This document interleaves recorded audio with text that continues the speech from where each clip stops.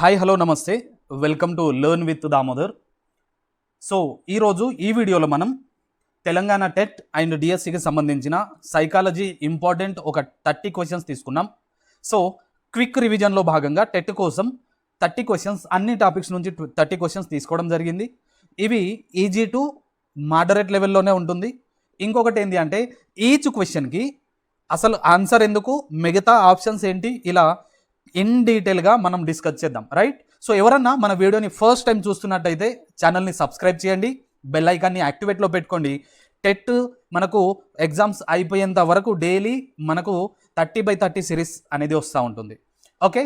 So క్వశ్చన్స్లోకి వెళ్ళిపోతే మనం first question చూసేయండి. విద్యార్థుల సాధనపై బోధనా పద్ధతి యొక్క ప్రభావం అనే అధ్యయనంలో బోధనా పద్ధతి అనునది ఏది అని అడిగాడు. రైట్. విద్యార్థుల సాధనపై బోధనా పద్ధతి యొక్క ప్రభావం అనే అధ్యాయంలో బోధనా పద్ధతి అనేది ఏది అని అడిగాడు. ఆప్షన్ చూసుకున్నప్పుడు పరతంత్ర చరం, స్వతంత్ర చరం, పర్యవసన చరం అండ్ మధ్యస్థ చరం అనే 4 ఆప్షన్స్ ఇచ్చాడు.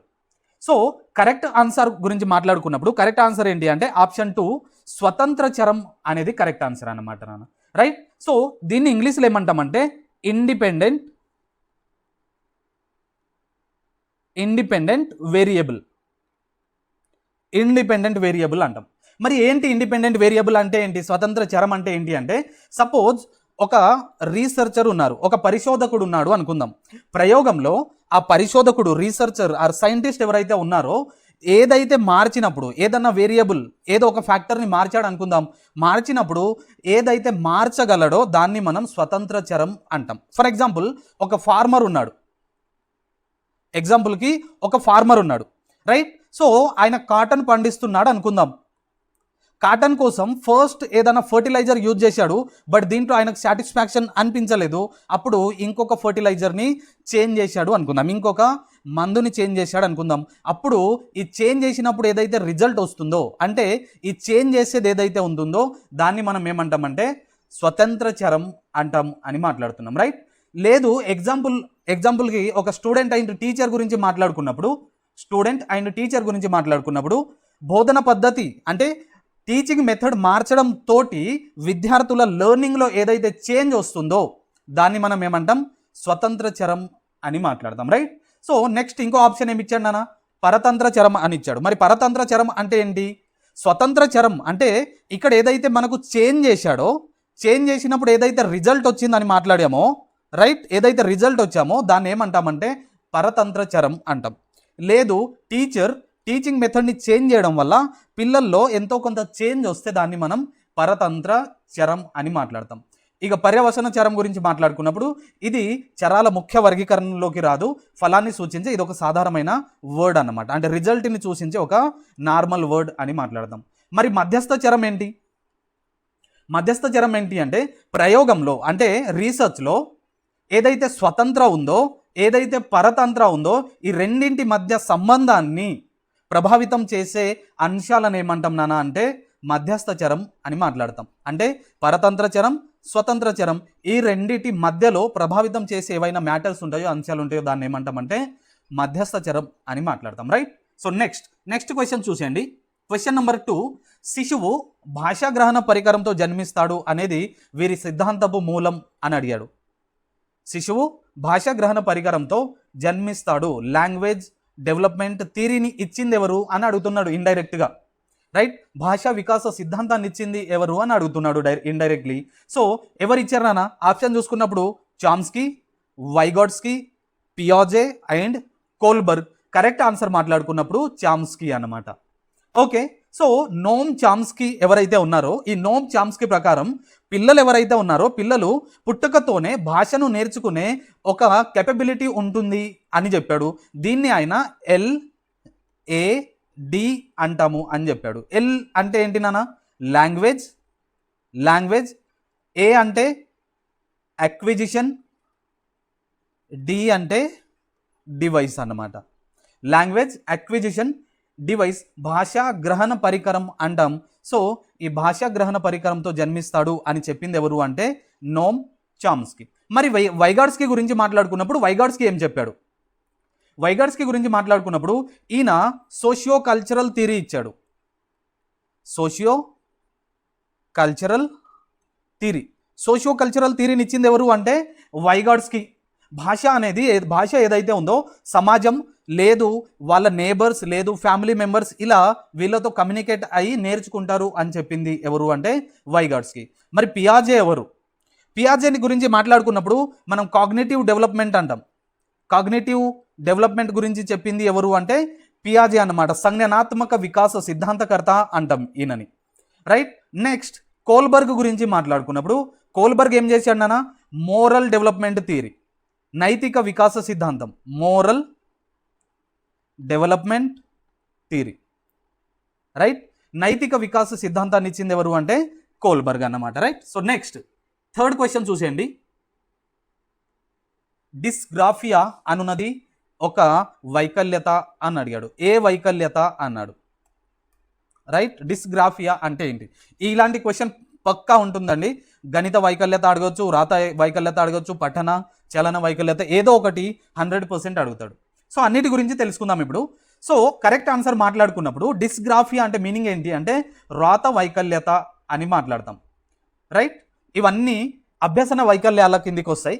సో రాత వైకల్యత రైటింగ్ డిజబిలిటీ అంటాం దీన్ని, రైటింగ్ డిజబిలిటీ అంటాం, రైట్. సో రాత వైకల్యత అంటాం. మరి మిగతా ఆప్షన్స్ ఏంటి? దీన్ని ఎలా పెట్టుకోవచ్చు అంటే గ్రాఫ్ అనేది ఏంటి నాన్న, మన మ్యాథమెటిక్స్లో గ్రాఫ్ వేస్తాం, ఎక్స్ యాక్సిస్ వై యాక్సిస్ అని, right. So X axis Y axis అని ఏదైతే వేస్తామో మనము గ్రాఫ్ అంటే రాసేది, చేతితోటి రాసేది అని గుర్తుపెట్టుకోండి. ఓకే, మిగతా ఆప్షన్ చూసుకుందాం. గణిత వైకల్యత, గణిత అంటే మ్యాథ్స్, రైట్. దీన్ని ఎట్లా చెప్పొచ్చు అంటే డిస్కాల్కులియా అంటాం, డిస్కాల్కులియా. క్యాల్కులియా మీన్స్ క్యాలిక్యులేటర్ అంటే మ్యాథ్స్కి సంబంధించింది. సో గణిత వైకల్యత అని వచ్చింది అంటే మనం ఏం గుర్తుపెట్టుకోవాలి, డిస్కాల్కులియా అనేది గుర్తుపెట్టుకోవాలి. నెక్స్ట్ పఠన వైకల్యత ఏంటి? Dyslexia, right. సో డిస్లెక్సియా అంటాం అంటే చదవడం, అక్షరాలను గుర్తించడంలో వీళ్ళకు డిఫికల్టీ ఉంటుంది అని మాట్లాడతాం. మరి చలన వైకల్యత అంటే ఏంటి అంటే డిస్ప్రాక్సియా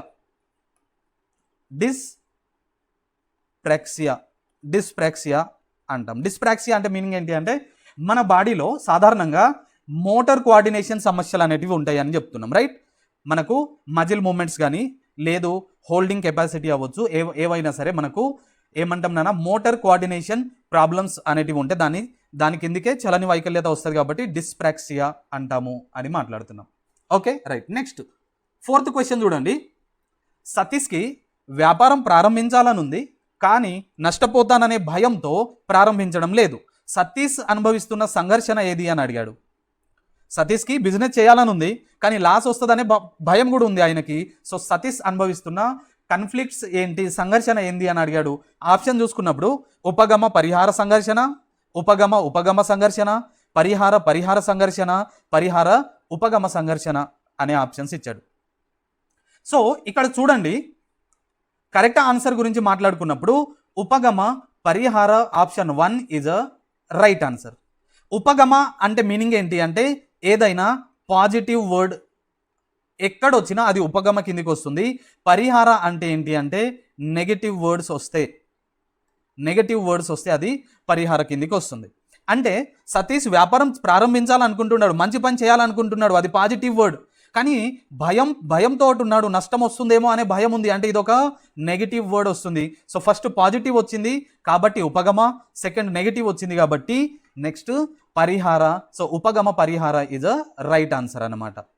ఉపగమ వస్తే రెండు నెగిటివ్ వస్తాయి, రెండు పాజిటివ్ వస్తాయి. పరిహార వస్తే రెండు నెగిటివ్ వస్తాయి. పరిహార అంటే ఇక్కడ నెగిటివ్ రావాలి, బట్ మనకి ఇచ్చిన దాంట్లో స్టార్టింగ్లో పాజిటివ్ ఉంది కాబట్టి ఫోర్త్ ఆప్షన్ అనేది కరెక్ట్ ఆన్సర్ అనేది కాదు. ఓకే, నెక్స్ట్ ఫిఫ్త్ క్వశ్చన్ చూడండి.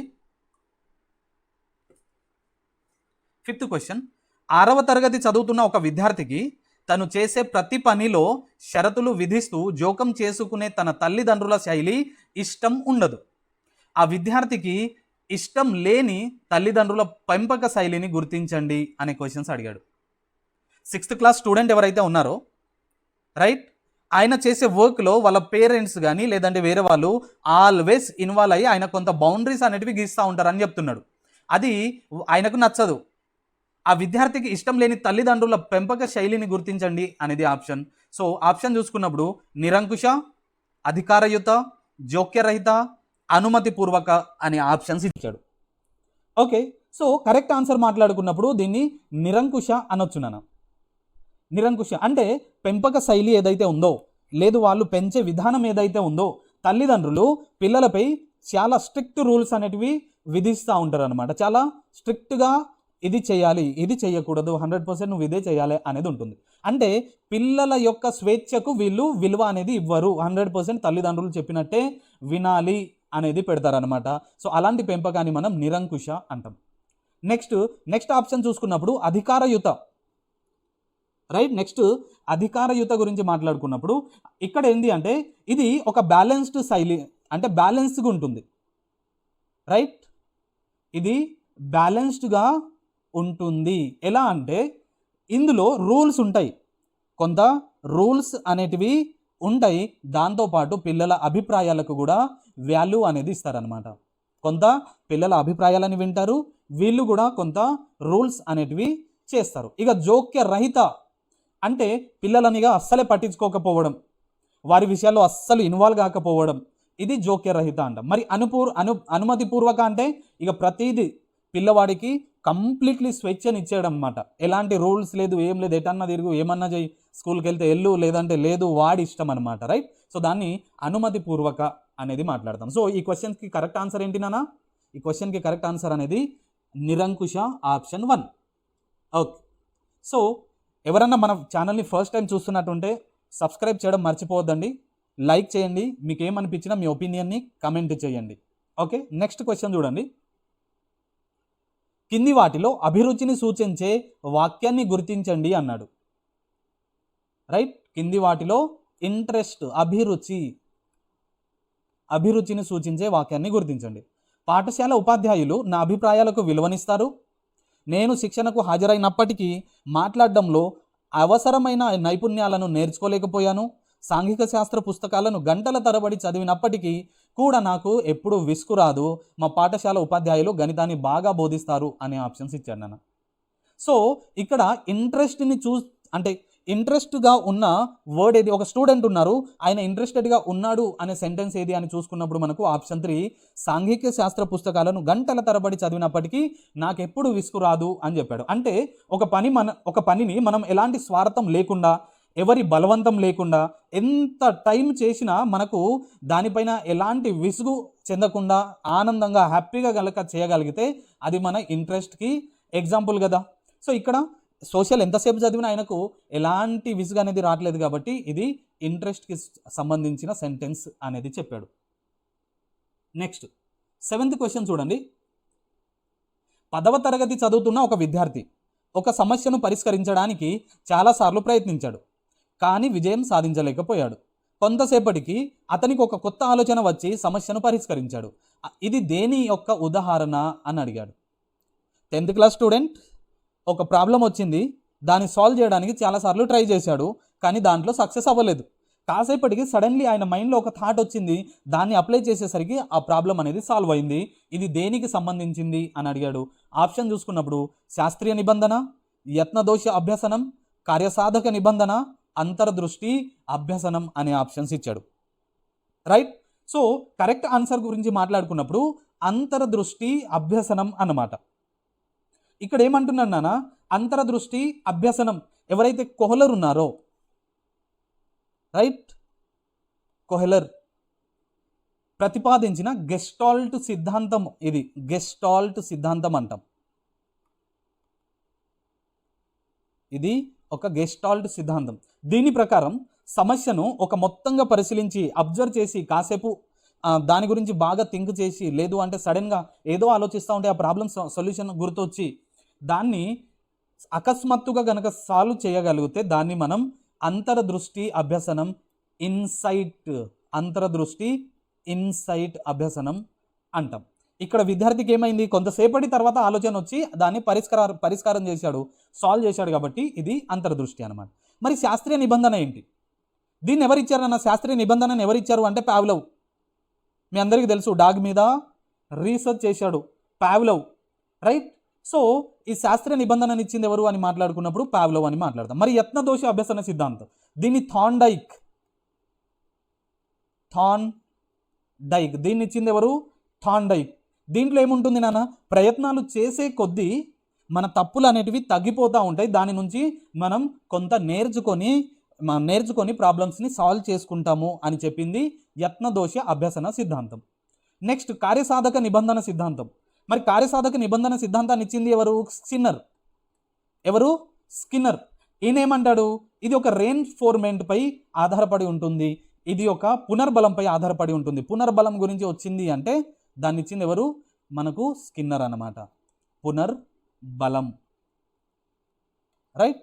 ఓకే, నెక్స్ట్ 8th క్వశ్చన్ చూడండి. 8th క్వశ్చన్, బోధన అభ్యసన ప్రక్రియలో ఉపాధ్యాయుడు అభ్యాసకుడు ఇద్దరికి సంబంధించి అంతరంగ ప్రతిచర్య దశ ఏది అన్నాడు. బోధన అభ్యసన ప్రక్రియ టీచింగ్ లెర్నింగ్ మెథడ్లో టీచర్ అండ్ స్టూడెంట్ ఇద్దరికి సంబంధించి అంతరంగ ప్రతిచర్య ఏది అని అడిగాడు. సో ఆప్షన్స్ ప్రీ యాక్టివ్ దశ, ఇంటరాక్టివ్ దశ, సర్టిఫికేషన్ దశ, పోస్ట్ యాక్టివ్ దశ. సో కరెక్ట్ ఆన్సర్ మాట్లాడుకున్నప్పుడు ఆప్షన్ 2 ఇంటరాక్టివ్ దశ అంటాం దీన్ని. బోధనలో జనరల్లీ 3 ముఖ్యమైన దశలు ఉంటాయి, రైట్. క్లాస్ రూమ్లోకి వెళ్ళిన తర్వాత ఉపాధ్యాయుడు విద్యార్థులు కలిసి అంటే చేసే ఒక ఇంటరాక్టివ్ దశ ఏదైతే ఉంటుందో ఇంటరాక్షన్ ఏదైతే ఉందో దాన్ని మనం ఇంటరాక్టివ్ దశ అని మాట్లాడతాం, రైట్. నెక్స్ట్ ప్రీ యాక్టివ్ దశ అంటే ఏంటి? ప్రీ యాక్టివ్ దశ అంటే ఏంటి అంటే క్లాస్కి వెళ్ళే క్లాస్ ముందు టీచర్ చేసే ప్లానింగ్స్ ఏవైతే ఉన్నాయో, ఈరోజు నేను ఈ టాపిక్ చెప్పాలి, ఇలా యాక్టివిటీస్ చేయించాలి అనే ప్లానింగ్ ఫేజ్ ఏదైతే ఉందో దాన్ని మనం ప్రీ యాక్టివ్ దశ అంటాం. మరి సర్టిఫికేషన్ దశ అంటే అసలు ఇది బోధన దశలలో అసలు భాగమే లేదు, సర్టిఫికేషన్ అనేది అలాంటిది ఏమీ లేదు. పోస్ట్ యాక్టివ్ దశ అంటే మీనింగ్ ఏంటి మరి ఇక్కడ, రైట్. పోస్ట్ యాక్టివ్ దశ అంటే ఏంటి అంటే బోధన పూర్తయిన తర్వాత, అంటే టీచింగ్ ఏదైతే ఉందో ఆ టీచింగ్ కంప్లీట్ అయిన తర్వాత విద్యార్థులని ఎవాల్యుయేషన్ చేయడం, స్టూడెంట్స్ని ఎవాల్యుయేట్ చేయడం, మరి ఏం నేర్చుకున్నారు, ఎంతవరకు నేర్చుకున్నారు, మరి ఎవరికి ఎంత అర్థమైందని తెలుసుకోవడం పోస్ట్ యాక్టివ్ దశ అన్నమాట. Okay, right. 9th క్వశ్చన్ చూడండి. 9th క్వశ్చన్, రక్షక తంత్రం హేతుకీకరణకి సంబంధించి కింది వాటిలో ఏది సరైనది అని అడిగాడు, రైట్. ఏమన్నాడు? రక్షక తంత్రం హేతుకీకరణకి సంబంధించి కింది వాటిలో ఏది సరైనది అన్నాడు. పరీక్షలో ఫెయిల్ అయిన ఒక విద్యార్థి దానిని తన అనారోగ్యానికి ఆపాదించాడు. ఆప్షన్ 2 భారత క్రికెట్ జట్టు ప్రపంచ కప్పును గెలుచుకున్నప్పుడు సంతోషించడం. దొంగతనం చేస్తూ పట్టుబడిన పిల్లవాడు నేనే కాదు నా స్నేహితులు కూడా డబ్బును దొంగిలించారు అని చెప్పడం. చదువులో రాణించలేని విద్యార్థి క్రీడల్లో బాగా రాణించడం అని అడిగాడు, రైట్. సో కరెక్ట్ ఆన్సర్ గురించి మాట్లాడుకున్నప్పుడు కరెక్ట్ ఆన్సర్ ఏంటి అంటే ఆప్షన్ 1 పరీక్షలో ఫెయిల్ అయిన ఒక విద్యార్థి దానిని తన అనారోగ్యానికి ఆపాదించాడు అనేది కరెక్ట్ ఆన్సర్ అనమాట. దీన్నే మనం రేషనలైజేషన్ అంటాం, ఇంగ్లీష్లో రేషనలైజేషన్ అంటాం అనమాట. రేషనలైజేషన్ అంటాం అంటే మనం చేసిన తప్పును లేదు మన ఓటమిని కప్పిపుచ్చుకోవడానికి ఏం చేస్తున్నాం, ఒక నకిలీ లేదు అంటే ఏదో ఒకటి చెప్పి తప్పించుకోవడం, వేరే వాళ్ళ మీద అంటే వేరే దాని మీద నెట్టేయడం, రైట్. సో దీన్ని మనం హేతుకీకరణ అని మాట్లాడతాం. మరి భారత క్రికెట్ జట్టు ప్రపంచ కప్ గెలిచినప్పుడు సంతోషిస్తున్నాడు, ఇక్కడ సంతోషించడం ఇది దేనికి సంబంధించింది నాన్న? తాదాత్మీకరణం, తెలుగులో తాదాత్మీకరణం, ఐడెంటిఫికేషన్ అంటాం, రైట్. దొంగతనం చేస్తూ పట్టుబడిన పిల్లవాడు నేనే కాదు నాతో మా దోస్తులు కూడా ఉండే అని చెప్పేది ఏంటి అంటే దీన్ని ప్రక్షేపణం అంటాం. దీన్ని ఏమంటాం? ప్రక్షేపణం, ప్రొజెక్షన్ అంటాం అన్నమాట. చదువులో రాణించలేని విద్యార్థి వేరే దాంట్లో రాణించడం, రైట్? దీన్ని మనం కంపెన్సేషన్ అంటే ఒక రంగంలో లోపాన్ని, అంటే ఆయనకు చదువులో రావట్లేదు, ఎడ్యుకేషన్ రావట్లేదు, ఏమంటారు, స్పోర్ట్స్లో బాగున్నాడు కాబట్టి ఆ స్పోర్ట్స్లో ఎక్కువ ఇంట్రెస్ట్ చూపెట్టి ఆయన నీడ్స్ని ఫుల్ఫిల్ చేసుకోవడం అనమాట కంపెన్సేషన్ అంటాం అనమాట, రైట్? సో ఇది 9th క్వశ్చన్కి correct answer option 1. Next question number 10.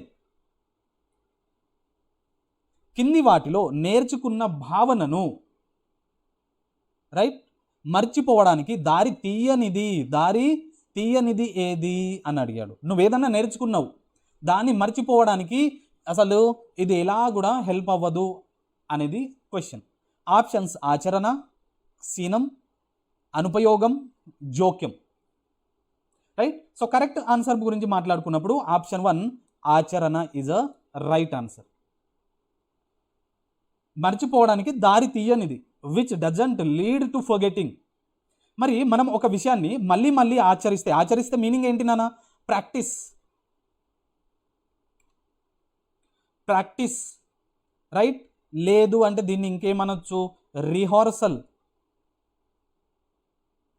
Rehearsal చేసావు అనుకుందాం, అదేమవుతుంది, నీకు ఎక్కువ కాలం గుర్తుండిపోతుంది, నువ్వు దాన్ని మర్చిపోలేవు అన్నమాట, రైట్? నెక్స్ట్ క్షీణం అంటే ఏంటి అంటే డికే. అంటే కాలం గడిచే కొద్దీ, టైం గడిచే కొద్దీ మన బ్రెయిన్లో ఉన్న కొన్ని మెమరీస్ అనేటివి, లేదు కొంత ఇన్ఫర్మేషన్ అనేది స్లోలీ మర్చిపోవడం. నెక్స్ట్ అనుపయోగం అంటే ఏంటి అంటే డిస్యూజ్. నేర్చుకున్న విషయం ఏదైతే ఉందో నువ్వు దాన్ని యూజ్ చేయలేదు అనుకుందాం ఎక్కడో ఒక దగ్గర. సపోజ్ నువ్వు బీఎడ్ చేసావు, డిఎడ్ చేసావు, నువ్వు ఒక టీచర్ అవ్వాలనుకున్నావు, నువ్వు సబ్జెక్ట్ని నేర్చుకున్నావు, బట్ నువ్వు ఎక్కడ టీచ్ చేయకుండా దాన్ని అలాగే ఉంచావు అనుకుందాం. ఏమవుతుందన్నా, కొద్ది రోజుల తర్వాత దాన్ని మర్చిపోతాం అన్నమాట, రైట్? సో ఇది కూడా విస్మృతి అంటే మర్చిపోవడం, విస్మృతికి రీజన్. ఇది కూడా విస్మృతికి రీజన్. మరి జోక్యం ఏంటి? పాత విషయాలు కొత్త వాటిని, లేదా కొత్త విషయాలు ఏవైతే ఉంటాయో పాత వాటిని అంటే గుర్తు రాకుండా ఆపడం, right?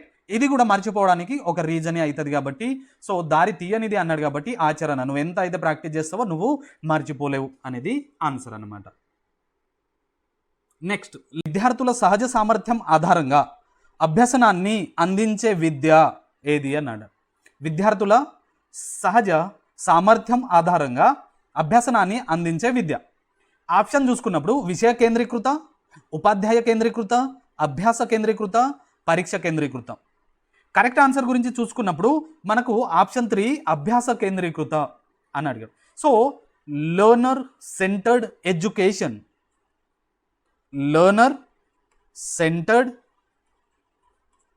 Education is a right answer. అంటే విద్యార్థి యొక్క ఇంట్రెస్ట్, ఆయన నీడ్స్, ఆయన మెంటల్ సిచ్యువేషన్ మరియు ఆయన యాప్టిట్యూడ్స్ ఆర్ ఎబిలిటీస్, ఇవన్నీ కూడా వాటన్నిటికీ చాలా ఇంపార్టెన్స్ ఇస్తూ టీచింగ్ చేయడం ఆర్ బోధన సాగించడం అనేది కరెక్ట్ ఆన్సర్ అనమాట. మరి మిగతా ఆప్షన్స్ ఏంటి? విషయ కేంద్రీకృత అంటే ఇందులో కేవలం లెసన్స్ కంప్లీట్ చేయాలి, పాఠ్య ప్రణాళిక ఉండాలి, పుస్తకాల్లోని కంటెంట్ పూర్తి చేయాలి, ఇది మాత్రమే ఉంటుంది. నెక్స్ట్, ఉపాధ్యాయ కేంద్రీకృత అంటే ఇందులో ఉపాధ్యాయుడు, టీచర్ ఎవరైతే ఉంటారో ఆయననే మెయిన్ రోల్ ప్లే చేస్తారనమాట. అంటే విద్యార్థుల ఇంట్రెస్ట్ గురించి కానీ, విద్యార్థుల వ్యక్తిగత సామర్థ్యాల గురించి కానీ అంత ఇంపార్టెన్స్ ఇవ్వడు. మరి పరీక్షా కేంద్రీకృత అంటే ఇందులో కేవలం పరీక్షల్లో మార్కులు సాధించడం కోసమే బోధన జరగడం పరీక్ష కేంద్రీకృత అని మాట్లాడడం. సో విద్యార్థుల సహజ సామర్థ్యం ఆధారంగా అంటున్నాం కాబట్టి అభ్యాస కేంద్రీకృత is a right answer. Next question, 12th question. Rohit and Mohit సమరూప కవలలు, రైట్? వారు అన్ని శారీరక అంశాలలో సారూప్యతను కలిగి ఉంటారు. అయితే రోహిత్కు మోహిత్ కంటే ఎక్కువ భావోద్వేగ నియంత్రణ కలదు. దీనిని సరిగ్గా వివరించే పెరుగుదల వికాస సూత్రం ఏది అని అడిగాడు, రైట్? సో ఆప్షన్ చూసుకున్నప్పుడు వైయక్తిక భేదాల సూత్రం, అవిచ్ఛిన్న సూత్రం, పరస్పర సంబంధ సూత్రం వికాస ఖచ్చితమైన దిశగా సాగే సూత్రం అని అడిగాడు. సో కరెక్ట్ ఆన్సర్ గురించి మాట్లాడుకున్నప్పుడు ఆప్షన్ 1 వైయక్తిక భేదాల సూత్రం. రోహిత్ మోహిత్ ఇద్దరు ట్విన్స్, వారు అన్ని శారీరక అంశాలతో సేమ్ ఉన్నారు, అంటే ఫిజికల్గా చూడడానికి సేమ్ ఉన్నారు, కానీ మోహిత్ కంటే భావోద్వేగం ఎమోషనల్ కంట్రోల్ అనేది ఎక్కువ ఉంది అని అడిగాడు. ఎవరికి? మోహిత్ కంటే. సో దీన్ని కరెక్ట్గా ఎక్స్ప్లెయిన్ చేసే డెవలప్మెంట్ ఏది అని అడిగాడు. సో వైయక్తిక భేదాల సూత్రం ఈజ్ అ రైట్ ఆన్సర్. మరి వైయక్తిక భేదాల సూత్రం ప్రకారం ఇద్దరు వ్యక్తులు రైట్, ఈవెన్ వాళ్ళు ట్విన్స్ అయినా పర్లేదు, అన్ని అంశాలలో ఒకేలాగా ఉండరు, శారీరకంగా ఒకటిగా ఉన్నా, అంటే ఫిజికల్గా చూడడానికి సేమ్ ఉన్నా, ఎమోషనల్లీ కానీ లేదంటే సోషల్లీ కానీ ఎంతో కొంత చేంజెస్ అనేది ఉంటుంది, తేడా అనేది ఉంటుంది అని చెప్పేదే వైయక్తిక భేదాల సూత్రం అనమాట. నెక్స్ట్ ఆప్షన్ చూసుకున్నప్పుడు అవిచ్ఛిన్న సూత్రం అని అడిగాడు. వికాసం అనేది పుట్టుక నుంచి మరణం వరకు నిరంతరం సాగే ప్రక్రియ అని చెప్పేది అవిచ్ఛిన్న సూత్రం అనమాట, principle of continuity right. Next పరస్పర సంబంధ సూత్రం గురించి మాట్లాడుకున్నప్పుడు ప్రిన్సిపల్ ఆఫ్ ఇంటర్ రిలేషన్, వికాసంలోని వివిధ రంగాలు, అది శారీరక అవ్వచ్చు, అంటే ఫిజికల్ అవ్వచ్చు, ఎమోషనల్ అవ్వచ్చు, సోషల్ అవ్వచ్చు, ఇవన్నీ ఒకదానిపై ఒకటి ఆధారపడి ఉంటాయి అని చెప్పేది ఏది అంటే పరస్పర సంబంధ సూత్రం అన్నమాట. నెక్స్ట్ వికాస ఖచ్చితమైన దిశగా సాగే సూత్రం అంటే ఏంటి అంటే ప్రిన్సిపల్ ఆఫ్ డెవలప్మెంటల్ డైరెక్షన్, అంటే ఇది శిరోపాదాభిముఖ లేదా సమీప దూరస్థ దిశలను సూచిస్తుంది అని చెప్పేది ఏది అంటే ఆప్షన్ 4 అనమాట. సో కరెక్ట్ ఆన్సర్ ఏంటి? Option 1 is a right answer. Next 13th question చూడండి. ఉద్దేశపూర్వకంగా వస్తువులను విసిరి అవి చేసే శబ్దం వంటి వాటి లక్షణాలను పరీక్షించే పిల్లవాడు పియాజే సంజ్ఞానాత్మక వికాసం యొక్క ఈ దశకు చెందుతాడు అని అడిగాడు. సామాన్లు ఏవైతే ఉన్నాయో వాటిని పడేసి వాటి సౌండ్ని విని ఆ సౌండ్ తోటి ఆ వస్తువు యొక్క లక్షణాలను ఎగ్జామైన్ చేస్తున్నాడు అనమాట, చూస్తున్నాడు అనమాట రైట్. సో పియాజే ప్రకారం ఇది దేనికి సంబంధించింది అన్నాడు? ఇంద్రియ చాలక దశ, పూర్వ ప్రచాలక దశ, మూర్త ప్రచాలక దశ, అమూర్త ప్రచాలక దశ అని ఆప్షన్స్ ఇచ్చాడు. సో కరెక్ట్ ఆన్సర్ గురించి చూసుకున్నప్పుడు ఆప్షన్ 1 ఇంద్రియ చాలక దశ అని మాట్లాడుతున్నాం. సో పియాజే ప్రకారం పుట్టినప్పటి నుంచి 2 సంవత్సరాల వరకు ఉండే దశని మనం ఏమంటాం నాన్న? 0 to 2 years దశని ఏమంటాం? సెన్సరీ మోటర్ స్టేజ్ అంటాం. Yes or no? ఇంద్రియ చాలక దశ అంటాం. ఈ దశలో అంటే ఈ పిల్లలు ఎవరైతే ఉంటారో వస్తువులని అటు ఇటు ఇసిరేయడం, వాటి నుంచి వచ్చే సౌండ్ని అబ్జర్వ్ చేయడం, దాని ద్వారా వాళ్ళు ఔటర్ వరల్డ్ బాహ్య ప్రపంచాన్ని, వస్తువుల యొక్క లక్షణాలను, వాటి గుణాలను వాళ్ళ యొక్క మెమొరీకి యాడ్ చేసుకుంటా ఉంటారు అని చెప్పింది ఎవరు అంటే పియాజే అనమాట. మరి పూర్వ ప్రచాలక దశ ఇప్పుడు ఇది 2 to 7 years ఉంటుంది, 2 to 7 years. మరి దీంట్లో భాషా వికాసం, అహం కేంద్రవాదం, ప్రతికాత్మకత ఆలోచనలు ఉంటాయి, ఇలాంటివి ఎక్కువ ఉంటాయని మాట్లాడదాం. నెక్స్ట్ మూర్త ప్రచాలక 7 to 11 రైట్. దీంట్లో తార్కిక ఆలోచనలు ఎక్కువ ఉంటాయి, వర్గీకరణ వంటివి ఎక్కువ ఉంటాయి. నెక్స్ట్ అమూర్త ప్రచాలక ఎప్పుడు వస్తుంది నాన్న? 11 years ప్లస్ అనమాట. Okay right. నెక్స్ట్ క్వశ్చన్ చూడండి, 14th question. Course black design పరీక్ష దేనికి సంబంధించింది అని అడిగాడు. కోర్స్ బ్లాక్ డిజైన్ టెస్ట్ అనేది దేనికి సంబంధించిందంటే వ్యక్తిగత శాబ్దిక పరీక్ష, సమూహ నిష్పాదన పరీక్ష, సమూహ శాబ్దిక పరీక్ష, వ్యక్తిగత నిష్పాదన పరీక్ష అనే ఆప్షన్స్ ఇచ్చాడు. సో కరెక్ట్ ఆన్సర్ చూసుకున్నప్పుడు ఆప్షన్ 4 వ్యక్తిగత నిష్పాదన పరీక్ష ఇజ్ అ రైట్ ఆన్సర్ అన్నమాట. ఓకే, అంటే ఈ టెస్ట్ ఏదైతే ఉందో ఇండివిజువల్ పర్ఫార్మెన్స్ టెస్ట్, ఇందులో భాషతోటి పని లేకుండా ఇచ్చిన ఏదన్నా మెటీరియల్స్ బ్లాక్స్ని అమర్చి డిజైన్లు తయారు చేయాల్సి ఉంటుంది. అంటే ఒకే సమయంలో ఒక వ్యక్తిపై మాత్రమే ప్రయోగించడానికి వీలుంటుంది ఈ ఎగ్జామినేషన్ అనేది. ఓకే, అంటే వర్డ్స్ కాకుండా ఒక ఏదన్నా ఇన్స్ట్రుమెంటో ఏదన్నా మెటీరియల్ ఇచ్చి దాని నుంచి టెస్ట్ చేయడం, దాన్ని మనం కోర్స్ బ్లాక్ డిజైన్ అని మాట్లాడతాం. మరి వ్యక్తిగత శాబ్దిక పరీక్ష అంటే ఏంటి అంటే ఇండివిజువల్ వర్బల్ టెస్ట్. ఇందులో భాష అంటే లాంగ్వేజ్, చదవడం, రాయడం వంటివి ఉపయోగించి ఒక వ్యక్తికి పరీక్ష నిర్వహిస్తారనమాట. ఓకే, నెక్స్ట్ దీన్నే మనం స్టాన్ఫోర్డ్ బీనే పరీక్ష అంటాం. Stanford, right, Binet. Next option సమూహ శాబ్దిక పరీక్ష, సమూహ నిష్పాదన పరీక్ష, group performance test. Group performance test అంటే ఒకేసారి ఎక్కువ మందికి భాష లేకుండా నిర్వహించే ప్రాక్టికల్ టెస్ట్ అన్నమాట. నెక్స్ట్ సమూహ శాబ్దిక పరీక్ష అంటే ఏంటి అంటే గ్రూప్ వర్బల్ టెస్ట్. ఒకేసారి ఎక్కువ మందికి భాషా రూపంలో నిర్వహించే పరీక్షని మనం దీన్ని సమూహ శాబ్దిక పరీక్ష అంటాం. ఎగ్జాంపుల్ దీనికి army alpha exam, army alpha exam అన్నమాట. Okay, right. సో ఇది 14th క్వశ్చన్ నాన్న. నెక్స్ట్ 15th క్వశ్చన్ చూడండి. కోల్బర్గ్ నైతిక వికాసంలోని ఈ స్థాయిలో పిల్లలు శిక్షను నివారించడం లేదా బహుమతులు సంపాదించడం వంటి వాటిపై ఆధారపడి ఒప్పు లేదా తప్పు లేదా మంచి లేదా చెడు తీర్పులు ఇవ్వడం ప్రారంభిస్తారు అని అడిగాడు.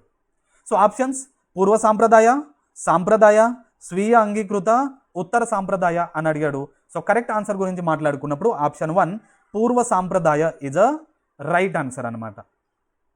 సో కోల్బర్గ్ నైతిక వికాసంలోని మొదటి స్థాయి pre conventional level or stage. Pre conventional లేదా పూర్వ సాంప్రదాయ, ప్రీ కన్వెన్షనల్, రైట్. ఈ స్థాయిలో పిల్లలు నైతిక బాహ్యశక్తులపై ఆధారపడి ఉంటుంది. అంటే పిల్లల నైతికత అనేది ఎక్స్టర్నల్ ఫ్యాక్టర్స్ మీద ఆధారపడి ఉంటుంది. ఒక పని మంచి చేస్తే శిక్ష పడుతుందా లేదా బహుమతి వస్తుందా, గిఫ్ట్ వస్తుందా అనే స్వార్థ ఆలోచనతోటే వారు మంచి చెడులను నిర్ణయిస్తారు అని చెప్పాడు. మరి సాంప్రదాయ, ఇప్పుడు దీని సాంప్రదాయాన్ని ఏమంటాం నాన్న? దీని కన్వెన్షనల్ లెవెల్ అంటాం. Conventional level. ఈ స్థాయిలో పిల్లలు సంఘం యొక్క నియమాలు, గ్రూప్ యొక్క రూల్స్ని మళ్ళీ ఏమంటారు నాన్న? Good boy or good girl, bad boy bad girl, ఈ యాటిట్యూడ్ దాన్ని బట్టి పాటిస్తారు అని మాట్లాడతాం. నెక్స్ట్ స్వయం అంగీకృత అంటే ఏంటి అంటే పోస్ట్ కన్వెన్షనల్ లెవెల్ అంటాం. Post conventional level. So post conventional level ఎలా ఉంటుంది నాన్న? ఈ స్థాయిలో వ్యక్తి అంటే సోషల్ రూల్స్ కంటే తన సొంత అంతరాత్మ, మానవ హక్కులు, లేదు అంటే నా లైఫ్ అనే దీనికి ఎక్కువ ప్రాధాన్యత ఇస్తాడు. దీన్ని మనం ఏమంటాం నాన్న? ఉత్తర సాంప్రదాయ అంటాము అని మాట్లాడుతున్నాం, రైట్. ఇది స్వీయ కాదు నాన్న, ఇది ఉత్తర సాంప్రదాయ, post conventional stage. Okay, right. Next 16th question చూడండి. కింది దశలో ఒకటి బోధన అభ్యసన ప్రక్రియ దశలో జరుగుతుంది అని అడిగాడు. కింది దశలో ఒకటి బోధన అభ్యసన ప్రక్రియలో ఒకటి జరుగుతుంది అని అడిగాడు. ఏంటి అంటే ప్రణాళిక, తయారీ, అమలు, నివారణ అడిగాడు. సో కరెక్ట్ ఆన్సర్ చూసుకున్నప్పుడు ఆప్షన్ 3 అమలు ఈజ్ అ రైట్ ఆన్సర్ అనమాట. అంటే బోధన అభ్యసన ప్రక్రియ, టీచింగ్ లెర్నింగ్ ప్రాసెస్లో ఉపాధ్యాయుడు తాను అనుకున్న ప్రణాళికను, రైట్, ఏదైతే క్లాస్ రూమ్ ఉందో దాంట్లో డైరెక్ట్గా అంటే స్టూడెంట్స్ ముందు ప్రదర్శించడాన్ని లేదా క్లాస్ చెప్పడాన్ని మనం ఏమంటాం నాన్న? అమలు చేయడం. దీన్ని ఇంగ్లీష్లో ఏమంటాం? ఇంప్లిమెంటేషన్ అంటాం. ఇంప్లిమెంటేషన్ జరుగుతుంది. మరి ఆప్షన్స్ ప్రణాళిక ఎప్పుడు? ఇవి క్లాస్ రూమ్లోకి పోక ముందే కదా జరిగేది, అందుకు ఇది కాదు, రైట్. నెక్స్ట్ నివారణ ఎప్పుడు నాన్న? ఇది లోపాలను గుర్తించిన తర్వాత, ఏదన్నా ప్రాబ్లం ఉంది, రెమిడేషన్. మనం రెమెడీస్ ఎప్పుడు చూస్తాం? రెమిడేషన్, ఏదైనా ప్రాబ్లం వచ్చింది దాన్ని సాల్వ్ చేయడానికి, ఏదైనా ప్రాబ్లం వచ్చింది అన్న గుర్తించిన తర్వాత, బోధన పూర్తయిన తర్వాత, టీచింగ్ పూర్తయిన తర్వాత చేంజ్ చేసుకోవడానికి ట్రై చేసేది, కాబట్టి ఇది కూడా కాదు. సో కరెక్ట్ ఆన్సర్ ఏంటి? ఆప్షన్ 3. Next 17th question. వైగాట్స్కి ప్రతిపాదించిన భావనను గుర్తించండి అన్నాడు, రైట్. ఆప్షన్ వస్తు స్థిరత్వం, సాంశీకరణం, అనుగుణ్యం, సమీప అభివృద్ధి క్షేత్రం అని అడిగాడు. సో కరెక్ట్ ఆన్సర్ ఏంటి అంటే సమీప అభివృద్ధి క్షేత్రం అన్నమాట. మరి వైగాట్స్కి ఏం చెప్తున్నాడు? వైగాట్స్కి తన సాంఘిక సాంస్కృతిక సిద్ధాంతం జోన్ ఆఫ్ ప్రాక్సిమల్ డెవలప్మెంట్, ఇప్పటికీ మనం చాలాసార్లు మాట్లాడాం, ZPD అంటే సమీప అభివృద్ధి క్షేత్రం అనే ఒక భావనను ఇచ్చారు నాన్న. అంటే అసలు ZPD అంటే ఏంటి? మరి ఒక పిల్లవాడు, ఒక స్టూడెంట్ స్వయంగా చేయగలిగే పనికి, సపోజ్ ఒక పిల్లవాడు సైకిల్ తొక్కాలి, ఒక పిల్లవాడు సైకిల్ తొక్కాలి. దానికోసం ఏం చేయాలి? స్టార్టింగ్లోనే సైకిల్ తొక్కలేడు కదా, సో సైకిల్ని పట్టుకోవడానికి ఇంకొక పర్సన్ ఇక్కడ కావాలి. Yes or no? సో అప్పుడు కొంచెం కొంచెం హెల్ప్ తీసుకొని నేర్చుకొని ఈయన ఓన్గా తొక్కడం అనేది స్టార్ట్ చేస్తాడనమాట. అంటే ఆ పిల్లవాడు సైకిల్ తొక్కడానికి వేరే వాళ్ళ హెల్ప్ని తీసుకొని నేర్చుకుంటున్నాడు కాబట్టి ఇలాంటి సిచ్యువేషన్ని మనం జోన్ ఆఫ్ ప్రాక్సిమల్ డెవలప్మెంట్ అంటాం. మరి ఎవరైతే ఈ పర్సన్ ఆయనకు నేర్పించడానికి హెల్ప్ చేస్తున్నారు, మరి ఈయననేమంటాం నాన్న? MKO అంటాం ఇంగ్లీష్లో, మోర్ నాలెడ్జబుల్ అదర్, రైట్? ఈయన సాయంతో ఆయన నేర్చుకుంటాడు. దీన్ని ZPD అంటాము అని మాట్లాడతాం. మరి వస్తు స్థిరత్వం గురించి మాట్లాడుకున్నప్పుడు అబ్జెక్ట్ పర్మనెన్స్, ఇది పియాజేలో వస్తుంది నాన్న, వైగాట్స్కీ గురించి కాదు. సాంసీకరణం, అసిమిలేషన్, రైట్, అండ్ అనుగుణ్యం. సాంసీకరణం, అసిమిలేషన్ అండ్ అనుగుణ్యం, అకామిడేషన్, ఇవి కూడా పియాజే స్టేజెస్ మాత్రమే, అంటే పియాజే చెప్పింది మాత్రమే, రైట్? దీనికి మన వైగాట్స్కీకి సంబంధం అనేది లేదు, right? Next 18th question. Renu పూర్వ పాఠశాల దశకు చెందిన అమ్మాయి, ఓల్డ్ స్టూడెంట్. పాఠశాల నుంచి తిరిగి వచ్చిన తర్వాత, రైట్, రేణు పూర్వ పాఠశాల దశకు చెందిన అమ్మాయి పాఠశాల నుంచి తిరిగి వచ్చిన తర్వాత తన ఉపాధ్యాయురాలి వ్యవహార శైలిలన్నింటినీ చూపిస్తూ నటిస్తుంది. బండూరా ప్రకారం అటువంటి అభ్యసనం దీని ద్వారా వస్తుంది అని అడిగాడు. ఒక స్టూడెంట్ స్కూల్ నుంచి వచ్చిన తర్వాత వాళ్ళ టీచర్ ఎలా అయితే టీచ్ చేస్తుందో, టీచర్ ఎలా అయితే యాక్ట్, అంటే తన బాడీ మూమెంట్స్ ఎలా ఉంటాయో దాన్ని ఏం చేస్తుంది? యాక్ట్ చేసి చూపెడుతుంది. బండూరా ప్రకారం ఇదేంటిది అని అడిగాడు. సో ఆప్షన్ చూసుకున్నప్పుడు ఆవిష్కరణ, పరిశీలన, నిబంధన, అంతర్దృష్టి. సో కరెక్ట్ ఆన్సర్ ఏంటి నాన్న? ఆప్షన్ 2 పరిశీలన అన్నమాట. ఆల్బర్ట్ బండూరా ప్రతిపాదించిన సామాజిక అభ్యసన సిద్ధాంతం, రైట్? బండూరా ప్రతిపాదించిన సామాజిక అభ్యసన సిద్ధాంతం. మరి సామాజిక అభ్యసన సిద్ధాంతాన్ని ఇచ్చింది ఎవరు అంటే ఎవరినైనా? Albert Bandura.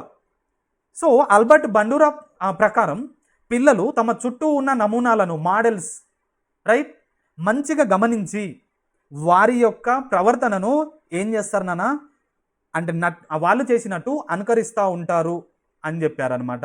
సో పరిశీలన ఈజ్ అ రైట్ ఆన్సర్. మరి ఆవిష్కరణ, డిస్కవరీ లెర్నింగ్, ఇది చెప్పింది ఎవరు అంటే బ్రూనర్ నాన్న, బ్రూనర్. నిబంధన, కండిషనింగ్, ఇది పావ్లోవ్ అండ్ స్కిన్నర్. అంతర్దృష్టి, ఇన్సైట్, కోహ్లర్, రైట్? సో ఇవి ఆప్షన్స్ కావు. కరెక్ట్ ఆన్సర్ ఏంటి? పరిశీలన is a right answer. Next 19th question.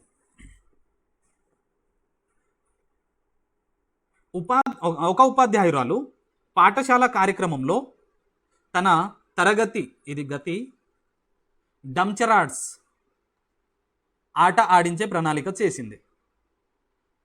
ఆమె తన తరగతిని జట్టుగా విభజించింది. ఒక్కో టీంకి 3 పదాలను నటించే అవకాశం ఇచ్చింది. జట్టులోని ఒక వ్యక్తి నటిస్తే మిగతా వారు ఆ పదాన్ని గుర్తించాలి.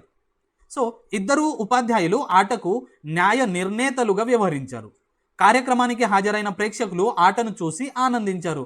దీనిలోని మానసిక చలనాత్మక రంగానికి సంబంధించిన కృత్యం ఏది అని అడిగాడు, రైట్? సో ఆప్షన్ చూసుకున్నప్పుడు పదాలను గుర్తించడం, ఆటకు తీర్పునివ్వడం, నటించడం, ఆటను ఆనందించడం అనేది ఆప్షన్స్ ఇచ్చాడు అన్న. సో కరెక్ట్ ఆన్సర్ చూసుకున్నప్పుడు option 3 is a right answer. నటించడం అనేది కరెక్ట్ ఆన్సర్. మరి ఎందుకు నటించడం అనేది కరెక్ట్ ఆన్సర్ ఇది అనుకున్నప్పుడు మనము బ్లూమ్స్ టాక్సానమీ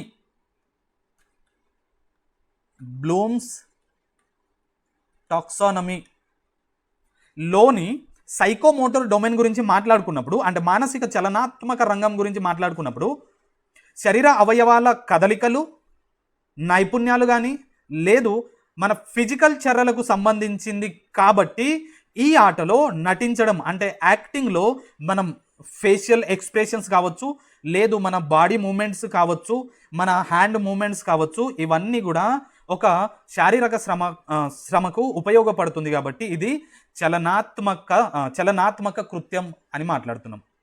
ఓకే, మరి మిగతా ఆప్షన్స్ ఎందుకు కాదు? పదాలను గుర్తించడం ఎందుకు కాదు అంటే ఇది ఆలోచనకు సంబంధించింది కాబట్టి ఇది కాగ్నిటివ్ డొమైన్ కిందికి వస్తుంది, జ్ఞానాత్మక రంగం కిందికి వస్తుంది పదాలను గుర్తించడం. మరి ఆటకు తీర్పునివ్వడం ఇది విశ్లేషణ, మూల్యాంకనం దీని గురించి వస్తుంది, ఇది కూడా జ్ఞానాత్మక రంగం కిందికి వస్తుంది. మరి ఆటని ఆనందించడం దేని కిందికి వస్తుంది?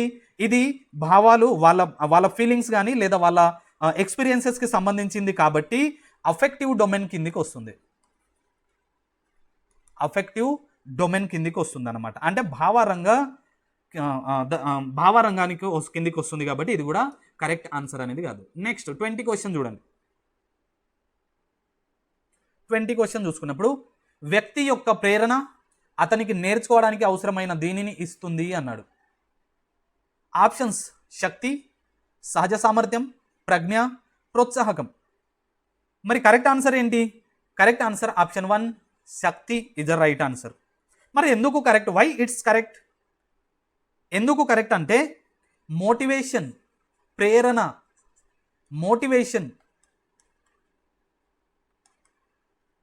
మోటివేషన్ అనేది ఒక లాటిన్ వర్డ్. ఇది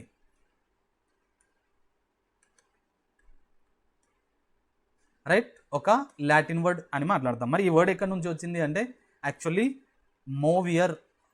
మోవియర్ అనే లాటిన్ వర్డ్ నుంచి వచ్చింది. మోవియర్ అంటే కదలిక అని అర్థం. సో ఇది వ్యక్తిని ఒక లక్ష్యం, ఒక టార్గెట్ వైపుకు నడిపించడానికి కావలసిన అంతర్గత ఎనర్జీ, రైట్, ఇంటర్నల్ ఎనర్జీని అందిస్తుంది. సో ప్రేరణ అనేది లేకపోతే మనకు ఏ ప్రక్రియ కూడా ముందుకు సాగదు. అది అభ్యసన ప్రక్రియ అవ్వచ్చు, ఇంకేదన్నా అవ్వచ్చు. సో కరెక్ట్ ఆన్సర్ ఏంటి అంటే ఆప్షన్ 1 శక్తి అనేది కరెక్ట్ ఆన్సర్. మరి సహజ సామర్థ్యం ఇది పుట్టుకతోటి వచ్చేది. ఇది పుట్టుకతోటే వచ్చే ఒక చిన్న ఏమంటాం నాన్న, పుట్టుకతోటే వచ్చే ఒక నైపుణ్యం, ఒక పొటెన్షియల్. ప్రజ్ఞ ఇది ఇంటెలిజెన్స్, ఇది వివేచనతో ఆలోచించే అంతర్గత బుద్ధి. నెక్స్ట్ ప్రోత్సాహకం ఇది ఇన్సెంటివ్కి సంబంధించింది. సో దీనికి సంబంధం లేదు, ఇన్సెంటివ్, రైట్. Next 21 question. ఇచ్చిన కృత్యానికి వైయక్తిక లేదా సమూహ అభ్యసన వ్యూహాన్ని ఎంపిక చేసేటప్పుడు ఉపాధ్యాయుడు కింది వాటిలో దేనిని పరిగణించాలి అని అడిగాడు. ఓకే, ఇచ్చిన కృత్యానికి వైయక్తిక లేదా సమూహ అభ్యసన వ్యూహాన్ని ఎంపిక చేసేటప్పుడు ఉపాధ్యాయుడు కింది వాటిలో దేనిని పరిగణించాలి? ఆప్షన్ 1 అభ్యసన లక్షణాలు, ఆప్షన్ 2 అభ్యాసకుల నైపుణ్యాలు, ఆప్షన్ సి ఉపాధ్యాయుని అభిరుచి. సో ఏబిసిలు చూసుకున్నప్పుడు ఈ ఆప్షన్స్ ఇచ్చాడు. కింద ఏ బి మాత్రమే correct, A B C correct, A C మాత్రమే, బి సి మాత్రమే అని అడిగాడు. సో కరెక్ట్ ఆన్సర్ గురించి మాట్లాడుకున్నప్పుడు ఏ అండ్ బి మాత్రమే కరెక్ట్ అన్నమాట. సో బోధన వ్యూహాలు లేదా లెర్నింగ్ స్ట్రాటజీస్ ఎంపిక చేసుకునేటప్పుడు, సెలెక్ట్ చేసుకునేటప్పుడు ఎప్పుడు లెర్నింగ్ ఆబ్జెక్టివ్స్ అభ్యసన లక్ష్యాలు, మళ్ళీ అభ్యాసకుల నైపుణ్యాలు లెర్నర్స్ స్కిల్ వీటికి ప్రాధాన్యత కలిగి ఉంటుంది. Okay, next 22. క్షేత్ర పర్యటనకు వెళ్ళిన ఒక పాఠశాల విద్యార్థి తిరిగి వచ్చి తన అనుభవాన్ని చలన కదలికలను మాత్రమే ఉపయోగించి తన తల్లికి వివరించాడు. బ్రూనర్ సిద్ధాంతం ప్రకారం విద్యార్థి ఇక్కడ ఉపయోగించిన ప్రాతినిధ్య విధానం ఏమిటి అన్నాడు. ప్రాతినిధ్య విధానం ఏది అన్నాడు. ఆప్షన్ ప్రతిమ విధానం, ప్రతీకాత్మక విధానం, క్రియాత్మక విధానం, చురుకైన విధానం. ఆప్షన్స్ కరెక్ట్ ఆన్సర్ చూసుకున్నప్పుడు క్రియాత్మక విధానం is a right answer, option 3. మరి ఏంటి? బ్రూనర్ ప్రకారం అభ్యసన ప్రాతినిధ్యంలో 3 దశలు ఉంటాయి. అందులో ఫస్ట్ 1 క్రియాత్మక విధానం అన్నమాట. దీంట్లో పిల్లలు మాటలు లేదా చిత్రాలు కాకుండా కేవలం అంటే ఓన్లీ మన శారీరక చర్యలు, మన బాడీ మూమెంట్స్ని యూజ్ చేసి మన బాడీ కదలికలతోటి యాక్షన్ బేస్డ్ వాళ్ళ ఎక్స్పీరియన్స్ని వ్యక్తపరిచే పరిస్థితి ఏదైతే ఉందో దాన్ని మనం క్రియాత్మక విధానం అంటాం. మరి చిత్ర ప్రతిమ విధానం ఏంటి? ఐకానిక్ మోడ్ చిత్ర ప్రతిమ విధానం. ఇందులో బొమ్మలు లేదా చిత్రాలు విజువల్ బేస్డ్ ద్వారా విషయాలను గుర్తుంచుకుంటారు, లేదు అంటే ఎక్స్ప్లెయిన్ చేస్తారు. మరి ప్రతీకాత్మక విధానం అంటే ఏంటి? అంటే సింబాలిక్ మోడ్ అన్నమాట. Parabolic mode. దీంట్లో ఏంటి, ఇందులో కొన్ని సంకేతాలు, కొన్ని సింబల్స్ ద్వారా ఎక్స్ప్లెయిన్ చేస్తారు. మరి చురుకైన విధానం అంటే ఇది బ్రూనర్ సిద్ధాంతంలోని అధికారిక దశ. ఇది అధికారిక దశ అనమాట. So option 3 is the right answer. So question number 23 కొంచెం వీడియో లెంత్గా ఉంటుందండి. ఎందుకు అంటే మనం అన్ని ఆప్షన్స్ని అందరికీ అర్థమయ్యేలాగా మనం ఎక్స్ప్లెయిన్ చేస్తూ ఉంటే కొంచెం వీడియో లెంత్ అనిపిస్తుంది. సో మీరు కొంచెం స్పీడ్ పెంచుకొని కొంచెం ఫాస్ట్గా పెట్టుకొని వినడానికి ట్రై చేయండి. బట్ 100% అన్ని క్వశ్చన్స్ని వినండి, మీకు చాలా చాలా చాలా యూజ్ అవుతుంది. ఉపాధ్యాయుడు సున్నితంగా ఉండాలని చెప్పడంలోని అంతరార్థం ఏమిటి అన్నాడు. ఆప్షన్స్: బలహీన విద్యార్థుల పక్షం వహించడం, ఉపాధ్యాయుడు మరియు విద్యార్థులందరూ కఠినమైన శారీరక శ్రమను మానుకోవడం, విద్యార్థుల భావాలను అర్థం చేసుకుని వారిని సౌకర్యవంతంగా ఉంచడం, విద్య వల్ల ప్రయోజనం ఉండదనే ఉద్దేశంతో వైకల్యత గల పిల్లలను నిరుత్సాహపరచడం అని అడిగాడు. సో కరెక్ట్ ఆన్సర్ ఏంటి నాన్న? విద్యార్థుల భావాలను అర్థం చేసుకొని వారి సౌకర్యవంతంగా ఉండేలాగా చూడడం అనేది కరెక్ట్ ఆన్సర్. సో ఎప్పుడైనా మనం పెడగాజీ ఎప్పుడైనా చూస్తున్నప్పుడు మన పిల్లవాడు దేంట్లో ఎక్కువ, ఏ ఆప్షన్లో ఒక స్టూడెంట్ యాక్టివ్గా ఉన్నాడు, స్టూడెంట్ బేస్డ్ దేంట్లో ఉందో అది చూసుకొని మనం ఆప్షన్ ఇస్తే సరిపోయింది నాన్న. నెక్స్ట్ 24, కింది వాటిలో విద్యార్థుల దుష్ప్రవర్తనకు ఆస్కారం ఇచ్చే ఉపాధ్యాయ సంబంధిత కారణాలను గుర్తించండి. ఏమిచ్చాడు? వ్యంగ్యం, అనాసక్తికరమైన పద్ధతి, ప్రతిదీ తేలికగా తీసుకునే స్వభావం కలిగి ఉండడం, విద్యార్థులందరినీ కృత్యాలలో పాల్గొనేలా చేయడం. ఆప్షన్స్ ఏమిచ్చాడు? ఏబిసి, ఏబిసిడి, ఏబిడి, బిసిడి అనే ఆప్షన్స్ ఇచ్చాడు. సో కరెక్ట్ ఆన్సర్ చూసుకున్నప్పుడు A, B and C, option 1 is a right answer అన్నమాట. ఓకే. వ్యంగ్యం, పిల్లల్ని వ్యంగ్యంగా చూడొద్దు. అనాసక్తి, అసలు వాళ్ళ మీద ఇంట్రెస్ట్ లేనట్టు అట్లా చేయొద్దు. ప్రతి దాన్ని లైట్ తీసుకోవద్దు. ఇక్కడ స్టూడెంట్స్ ఇక్కడ ఎలా ఉన్నారు, ప్రతి దానిలో పాల్గొనేలా చేస్తున్నారంటే స్టూడెంట్ యాక్టివ్గా ఉన్నారు. సో ఈ మూడిట్లో యాక్టివ్గా లేడు కాబట్టి ఇది దుష్ప్రవర్తనకు ఆస్కారం ఇచ్చే ఛాన్సెస్ ఉంటుంది. కాబట్టి ఆప్షన్ 1 అనేది కరెక్ట్ ఆన్సర్ అన్నమాట. నెక్స్ట్ 25, జనన పూర్వ వికాస దశలో రైట్ సుదీర్ఘమైన కాలాన్ని, ఇది సుదీర్ఘమైన కాలాన్ని కలిగిన దాన్ని గుర్తించండి అన్నాడు. ఆప్షన్స్: అండం యొక్క కాలం, పిండం యొక్క కాలం, సంయుక్త బీజం యొక్క కాలం, భ్రూణం యొక్క కాలం అనే ఆప్షన్ ఇచ్చాడు. సో కరెక్ట్ ఆన్సర్ ఏంటి అంటే భ్రూణం యొక్క కాలం అన్నమాట. జనన పూర్వ వికాసంలో అంటే ప్రీ నటల్ డెవలప్మెంట్లో 3 ప్రధాన దశలు ఉంటాయి. అందులో ఫెటల్ స్టేజ్, భ్రూణ కాలం అనేది దగ్గర ఎప్పుడు నాన్న 3వ నెల నుంచి స్టార్ట్ అవుతుంది. 3rd మంత్ నుంచి స్టార్ట్ అయ్యి అరౌండ్ 7th మంత్ వరకు కంటిన్యూ అవుతుంది అన్నమాట. ఓకే. Next 26th question. ఒక సంఘ కార్యకర్త బడిలో నమోదు కానీ ఒక 8 ఏళ్ల బాలికను పాఠశాలలో చేర్చడానికి తీసుకువచ్చాడు. RTE right to education act చట్టం ప్రకారం 2009 ప్రకారం పాఠశాల ఆ బాలికను ఏ తరగతిలో చేర్చుకోవాలని అడిగాడు. సో ఆ కరెక్ట్ ఆన్సర్ చూసుకున్నప్పుడు correct answer is option 3, 3rd క్లాస్లో చేర్చుకోవాలి. అంటే ఆర్టీఈ 2009 సెక్షన్ 4 ప్రకారం బడి బయట ఉన్న పిల్లలను పాఠశాలలో చేర్చేటప్పుడు వారి గత చదువుతో సంబంధం లేకుండా వారి వయస్సుకు తగిన తరగతిలో ఏజ్ అప్రోప్రియేట్ క్లాస్ నేరుగా చేర్చుకోవాలి అని చెప్పాడనమాట. ఒకవేళ 6 ఇయర్స్ ఉంటే ఫస్ట్ క్లాస్, 7 ఉంటే సెకండ్ క్లాస్, 8 ఉన్నాయి కాబట్టి ఇప్పుడు ఏ క్లాస్ నాన్న 3rd క్లాస్లోకి చేర్చాల్సి ఉండేదన్నమాట. నెక్స్ట్ థాండైక్ యత్నదోష అభ్యసన